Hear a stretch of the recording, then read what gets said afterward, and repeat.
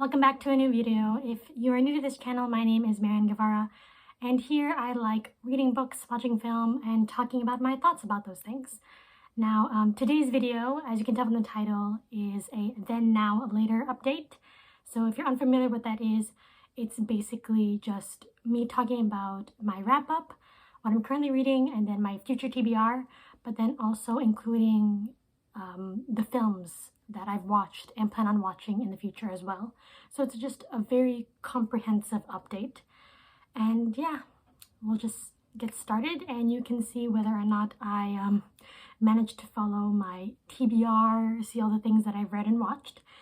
So let's get started. So the first book that I finished in the month of February was The Return of the Native by Thomas Hardy, and I loved this. If you are new to this channel, Thomas Hardy happens to be one of my favorite authors, not only when it comes to classics, but books in general. And The Return of the Native was another winner for me.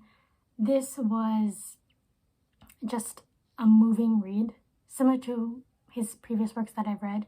This one follows a young woman named Eustacia Vi who longs to leave her small wooded community called Edgden Heath, and she believes that her ticket out is through this man who has just returned from Paris to Edgden Heath, and she believes that, you know, if they should get married, he will take her away from this place. Things come to a head when this man actually wants to stay in Edgden Heath. And honestly, this book is about passions, it's about wills and how they're ever changing and how they come in conflict with other people's wills, and how when these clashing desires collide, they lead to unforeseen and even disastrous consequences.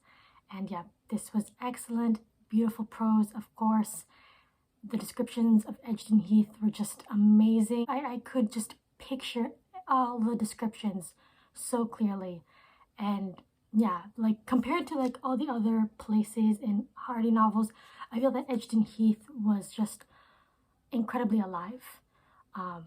So yeah, adored this book, and I'm glad to have ticked off another Hardy off the list, and I'm looking forward to my next read from him. Now, the next book, you may have noticed, this is the only one that I read off of my TBR, and that is Suetonius' Lives of the Caesars. So this is basically, if you're unfamiliar with this, mini biographies of 11 different Roman emperors. Julius Caesar is included, however, he's not technically a Roman emperor. And this was written by a Roman historian named Suetonius. And this was just a wild romp of a ride. These figures are just so larger than life, and their lives were so just utterly bananas. And it was just fun to learn more about them and their circumstances and just how crazy a lot of them are. And yeah, there were some that were much more entertaining compared to others, like Nero, Caligula, and even Julius Caesar. And then there were some that were more tame, like Augustus and all that, but overall I thought these were excellent. What I also really like about the Lives of the Caesars is that you do get a sense of Suetonius' personality, his voice, in the way that he describes these people. You really do get a sense of his biases towards and against certain figures, certain emperors. And it's just fun. It's just absolute fun. So the next book that I read after Lives of the Caesars was Julius Caesar by William Shakespeare. And when it comes to Shakespeare, I'm not so well versed. I've only read 3 other books: Macbeth, Taming of the Shrew, and A Midsummer Night's Dream. But I decided to go for Julius Caesar since I read about him in Lives of the Caesars, and I really, really loved this. I think this is very much an underrated play from Shakespeare. Everyone talks about Hamlet, Macbeth, Romeo and Juliet, Othello, like those are the famous tragedies, but not so much love is given to Julius Caesar, and I really, really think there ought to be more. I adored the power play in this tragedy. I adored the questions or the discussions it starts about not only power, but then justice, and then who has the right to dole out justice. What are the potential consequences once you decide to inflict or, you know, deal out this type of justice you believe is necessary. And it was just fantastic. And it's pretty short. It's pretty short play. And in such a quick or short run time, I was just heavily invested and engrossed. And there's such great lines in here. I love Mark Antony's address to the crowd, you know, friends, Romans, countrymen. I love all of that. It was just a tight, quick, but extremely effective play. And I do look forward to reading more Shakespeare and watching a play of Julius Caesar. So after Julius Caesar, I picked up Rubicon, The Last Years of the Roman Republic, and this is a nonfiction that tackles the various events that led or contributed to the decline of the Roman Republic and the emergence of the Roman Empire. And this one it has an interesting format because it follows several different figures that are all important to these events and where they were during these events and what part they played. So not only do you get Julius Caesar, you also have Cicero, you also have Pompey, but then you also have other figures like Sulla and Marius, which not many people may be aware of, at least I wasn't, because oftentimes we start off with Julius Caesar. So since we're following different perspectives, there are several different POVs, like Holland goes back and forth between some of them. So in many ways, this book, it felt like I was reading a fantasy, the type of fantasy where you do get those shifting POVs.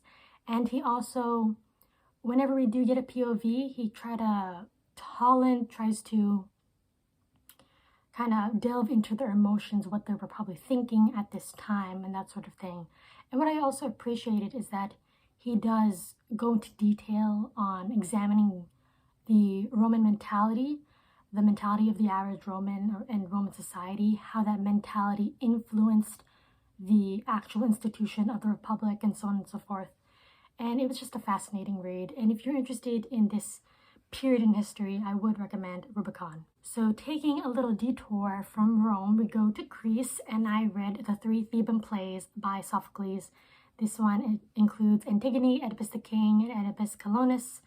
The Oedipus the King in particular is considered, I think it's safe to say that it's like the most well-known Greek tragedy, the most famous one, obviously for its twists. I can see why it's still so popular. It's still incredibly effective, at least for me, to this day.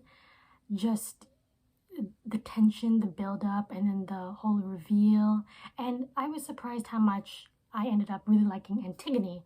Antigone as a play and as the character itself was just incredibly fascinating to learn about. And yeah, Antigone is a fantastic female literary figure when it comes to Greek tragedy, and reading her story was just great. And I think like this is a good, I've heard people say this is a good foray into Greek tragedy, and I would agree. All 3 were heavily entertaining, and the translation by Robert Fagles, I commend the translation, very, very good. And yeah, that was Sophocles, the 3 Theban plays. So moving on to the films that I watched in the month of February, and the first one I have here is Tess. Came out in 1979, directed by Roman Polanski, and I won't go into detail about this film, my thoughts and all, because I do go in much greater detail in a previous video that I will link down below. I talked about my feelings towards the film and comparing it to the book and all that, so check out that video if you want to learn my detailed thoughts about it. Needless to say, this was an amazing film and it's a new favorite. And if you have read Tess or the D'Urbervilles, I would recommend you watch this adaptation. So after Tess, the next notable film that I watched was The Elephant Man. Came out in 1980, directed by David Lynch. This is my first David Lynch and a great introduction to his work, I'd say. I really, really loved this. This was very much an emotionally harrowing watch, but greatly satisfying.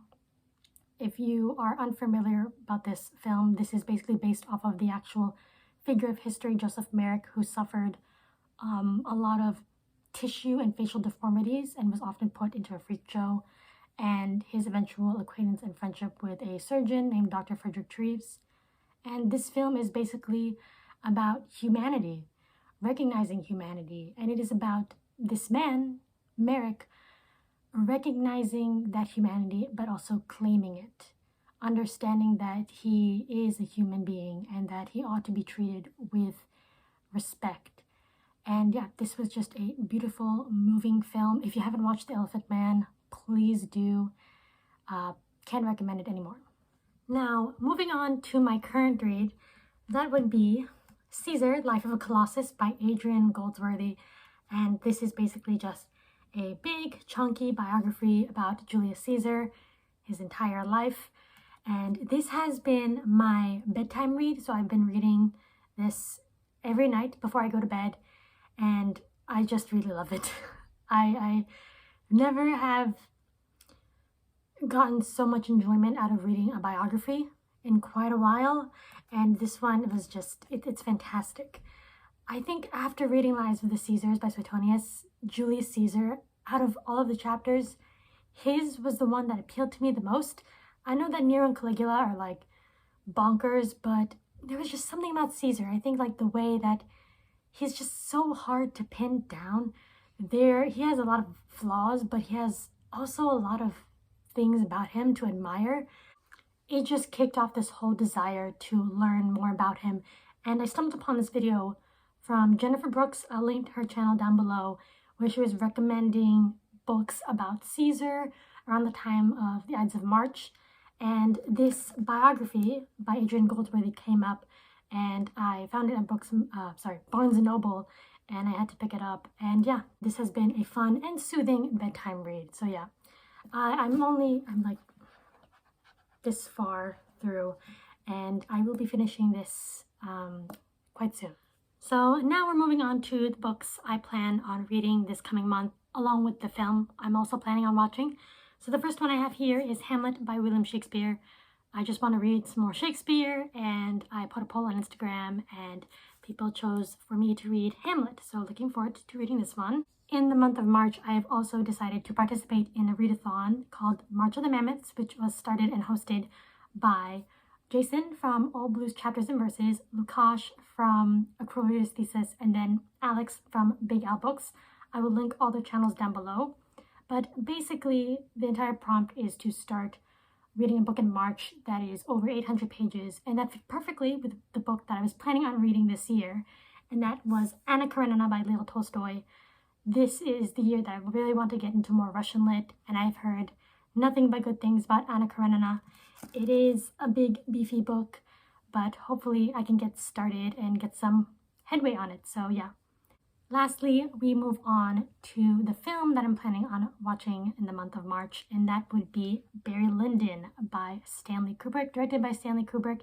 Came out in 1975, and this is one of those Kubrick films that, in terms of like the mainstream popularity, isn't that really well known, at least compared to Clockwork Orange or The Shining.